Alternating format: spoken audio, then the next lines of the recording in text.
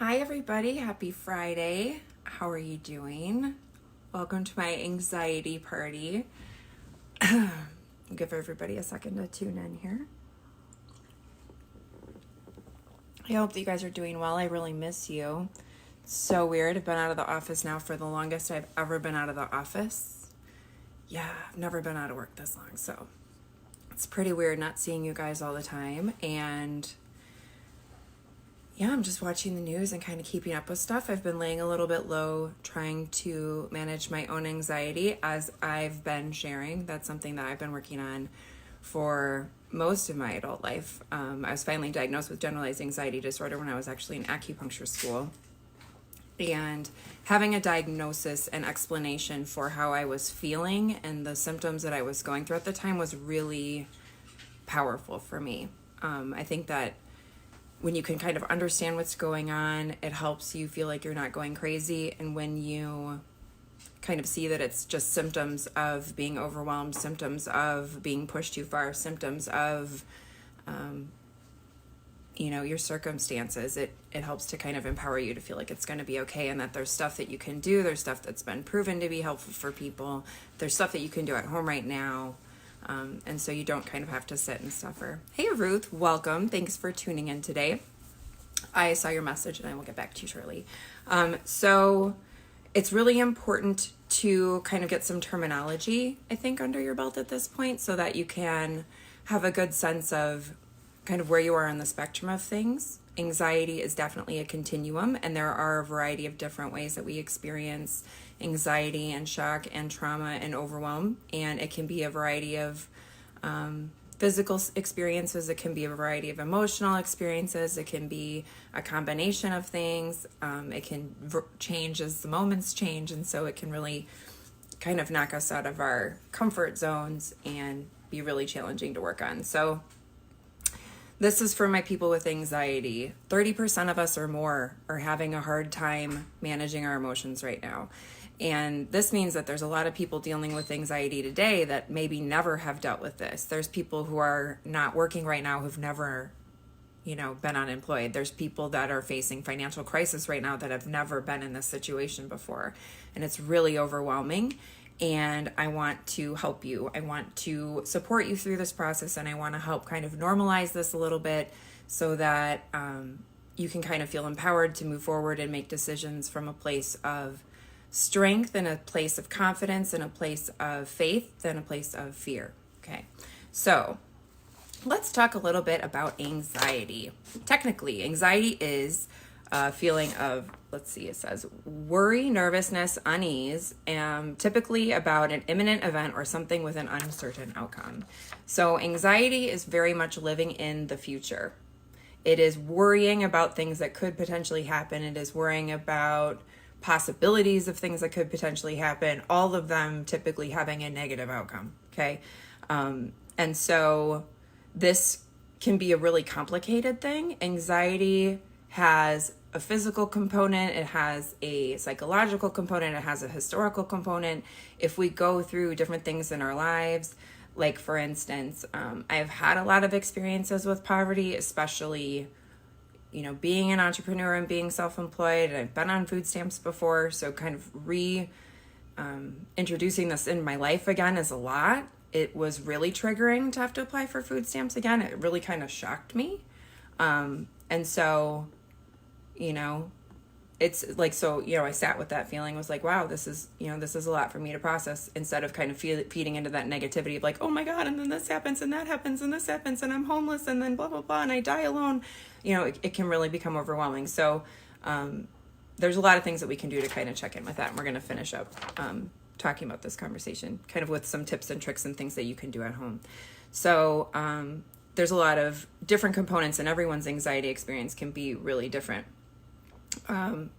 We're also really concerned about the health and well-being of our friends and family members, especially those of us who know people that have, pre-existing conditions and medical vulnerabilities and things. And so having that additional component on top of the uncertainty of what's going on for you personally, can create a lot of anxiety and overwhelm. There's a lot of different levels that are all happening at the same time that we haven't really had to deal with before, and it can kind of catch us really off guard. Yeah. And then there's this component of shock. And so there's two kinds of shock. You can have physical shock. Hi, Kayla. Thanks for tuning in. You can have physical shock and you can have emotional shock. And so physical shock typically happens when you're like exposed to a poison. So like you are allergic to bees and you get stung by a bunch of bees, you can have physical shock. You get shot and you're bleeding out, you can have physical shock. Okay, this is not the shock that I am speaking to in regards to anxiety and mental health. What I'm talking to is physical shock. Not physical shock, emotional shock. And this is a strong surge of emotions that happen that may also have a physical component and result to a stressful event. And so it's kind of like not being able to process it in the moment, sort of like, I can't believe this is happening.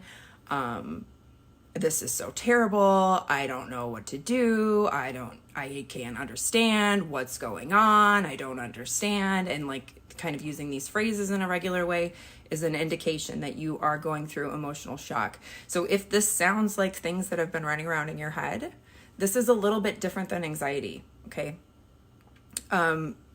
Emotional shock also has this kind of fallout component after. So you have this like heightened freak out sort of state. And then there's also this kind of depression that follows. Everything is ruined. Everything is a disaster. This is hopeless. Nothing will ever be okay. I'm never going to be able to fix this. Kind of a sort of victim mindset, very apathetic, very distressed, very negative. Brain fog, difficulty thinking is also part of this.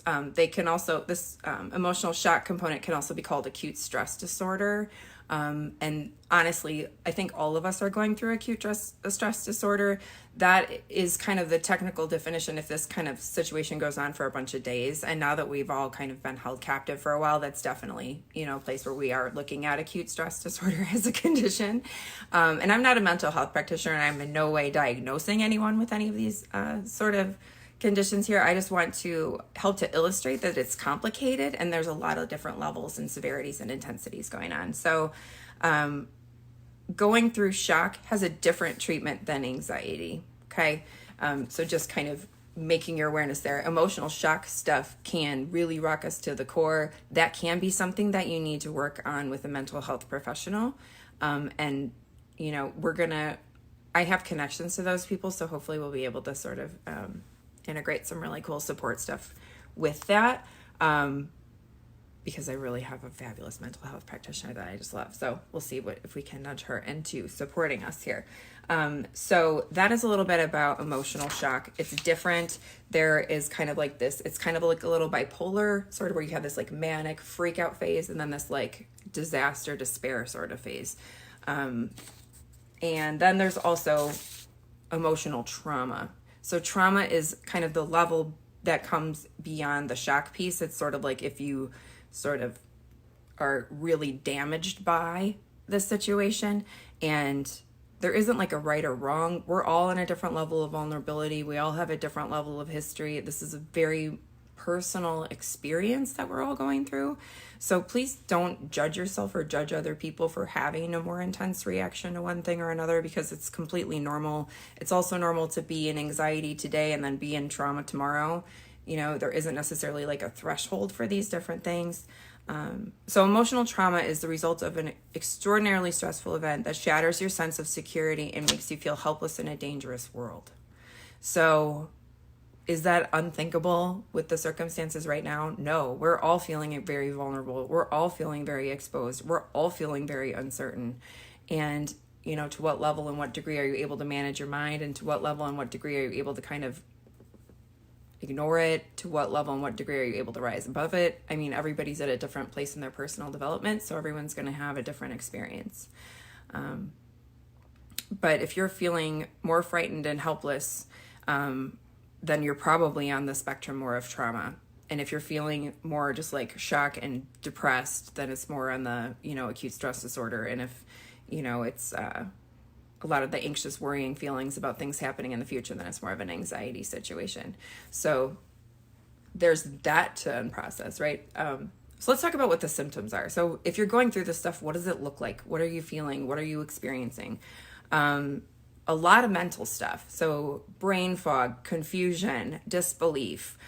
You can also be having a lot of frustration, irritability, anger. Underneath these like angry, negative, frustrating feelings is hurt and pain and fear. And so it's just kind of the opposite side of that coin. So you might be going from fear to anger to fear to anger and kind of be all over the place. That's totally normal. Feeling as though somehow you should have been able to prevent this, or somehow you should have been able to know, or somehow you should have had some kind of resources set aside, and kind of beating yourself up for like coulda, shoulda, woulda stuff. That's also really normal. Wanting to kind of check out and numb and dumb, wanting to have another glass of wine, wanting to stock up on your cannabis supplies, wanting to eat, little wireless connection thing. So craving carbs is also another sign that, things may be out of balance. Hey, Mel, welcome. Thank you for tuning in. And so those are kind of the mental, emotional symptoms that you might be going through. Physically, you can see a lot of weird stuff, insomnia, nightmares, especially about weird things. I know I've been hearing from patients that have been dealing with nightmares. This is definitely something that is part of this trauma experience. Also being really tired.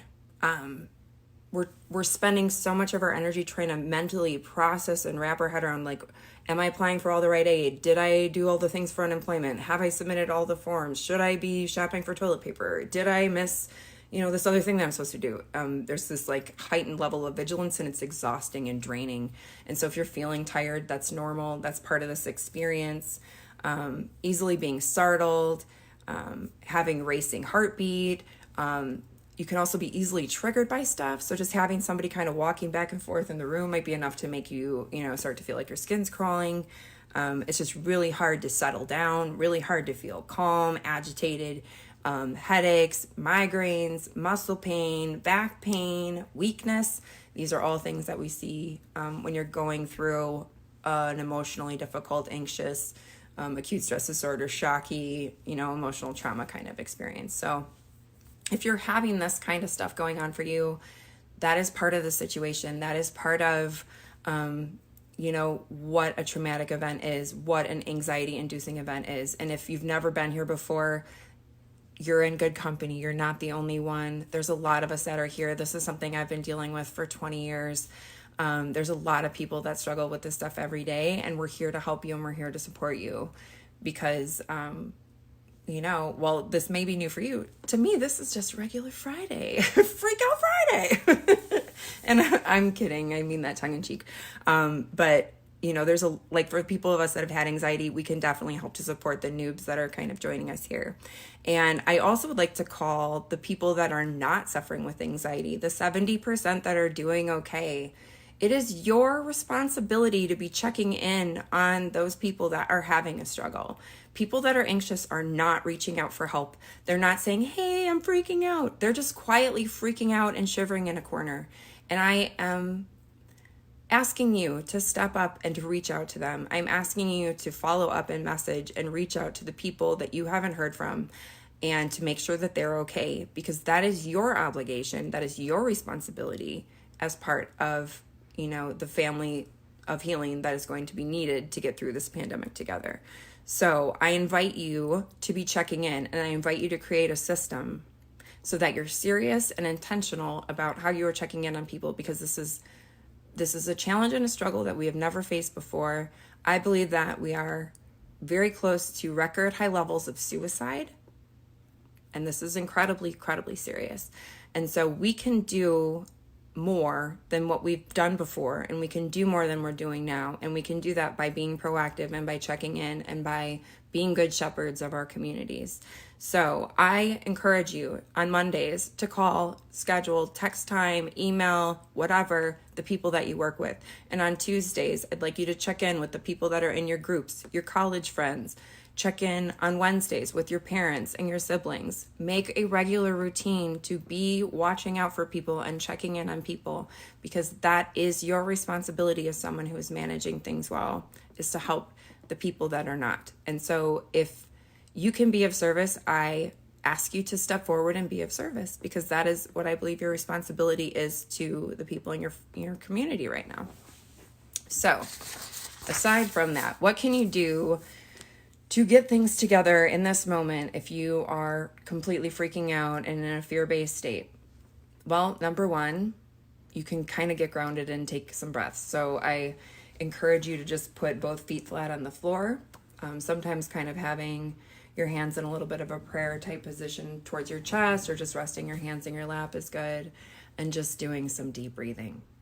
And deep breathing can look like a lot of different things. For me, I really like 7 counts in and 7 counts out, because 7 is my favorite number. And so that is, I think, a perfectly good reason to choose 7. If you have a different favorite number or something else works for you, you can definitely do that. And it's really very simple. I also will often combine it with stimulation of acupuncture points, because, I'm an acupuncturist. And so we have this fabulous point here. It's a point called large intestine 4. And this is a great point for letting go.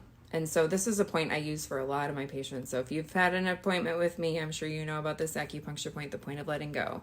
And you can do some pinching on this point. It should be slightly uncomfortable. Like you want to slap my hand away, because I'm trying to cause a change in the brain. And if I want your hand to cause a change in your brain, your hand is going to have some kind of level of sensation. So you're going to give this guy a good pinch, and you're just going to do 7 count inhale and 7 count exhale. And it doesn't matter which hand, right or left. And if one side doesn't feel like it's working, just try the other side. And hey, Polly, how you doing? Thanks for tuning in today. And so we're just going to stimulate our point of letting go. And we're going to have our feet flat on the floor, and we're going to do 7-second inhale and 7-second exhale. So I invite you to do this with me right now. Okay, so let's take some deep breaths. And 7, and exhale, 2, 3, 4, 5, 6, 7. So for me already, after just doing one, I feel different. I got my little point squeeze in here. Let's do another one. Inhale for 7.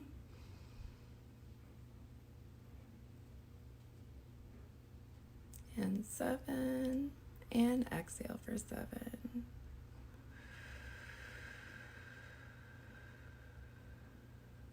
And that is some wonderfully powerful stuff. And so use that as often as you need. In any moment you can choose to feel differently by taking a different position, doing something differently. So use your breath to help to regulate your brain. Use acupressure to help regulate your brain. It's very effective. Aside from that little ditty of a technique, I also really recommend getting in a routine. This means waking up at the same time every day, going to bed at the same time every day, having meals at predictable scheduled times. This will help your body stay in a rhythm. And when your body is in a rhythm, it helps you not be stressed and anxious, because you know what to expect. And when you know what to expect, that eliminates unpredictability. And when you eliminate unpredictability, that's the cause of anxiety. And then you just cured yourself. And so that's genius. So we're going to get in a routine that's predictable and easy. You know what else is really helpful? Exercise that's predictable and easy. So walking, or you're just in a pace, or jogging and you're just in a pace, or dancing and you're listening to the beat and following the beat. That is the treatment for unpredictability, predictable, consistent stuff. So do predictable, consistent stuff. And things that are monotonous and boring are also very soothing. So knitting and puzzles and all those like little sorting details and cleaning details and polishing stuff, all of those things, repetitive, boring, weeding and stuff, repetitive, boring, mindless, relaxing. So I encourage you to do things that are repetitive and rhythmic, because that is going to help create a sense of predictability, and that is going to help you soothe your anxiety. So check in on the people that you love and care about. Make sure that you are being proactive if you are one of the people that is not going through anxiety right now. If you are going through anxiety, take heart. You're not alone. I'm going to be creating a lot more content around managing anxiety, dealing with shock, working on trauma, so that we can all leave the other side of this feeling whole and complete and not needing to go through 12 months of therapy after this, and also bariatric surgery and, all these other things that are kind of the potential if we don't take care of ourselves now. So stay tuned. I'm here for you. I'm going to add the link to my blog that talks more about all these different components with anxiety and shock and trauma. Please inform yourself. Share this if you think it would help someone else be able to understand what's going on with them. And I really look forward to talking to you soon and catching up. I hope that you're taking good care of yourself. And I love you so much, and I'll see you soon. Bye-bye.